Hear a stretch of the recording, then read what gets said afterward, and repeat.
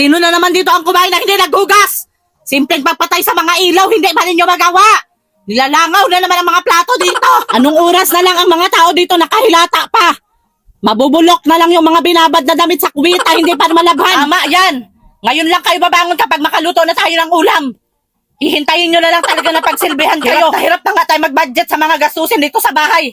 Ang mga kasama mo magpabigat pa sa'yo. Ang mga dumi sa mga pets sa labas. Ako pa ang magliligpit, paalaga-alaga kayo sa mga pets tapos hindi kayo marunong magkasikaso. Ang mga lagayan dito sa tubig, nilulumot na.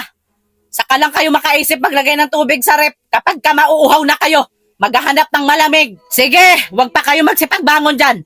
Sisilaban ko talaga kayo. Wag nyo talaga ako subukan ngayong araw na ito. Lunes na Lunes talaga gagawan tayo ng kasalanan sa mga tao dito. Imbis na hindi tayo gusto magsermon pag Lunes. Kay magtuloy-tuloy na naman buong linggo ang sermon natin. Sa bagay, hindi man kayo maapektuhan kapag magsermon tayo. Baliwala man lang sa inyo.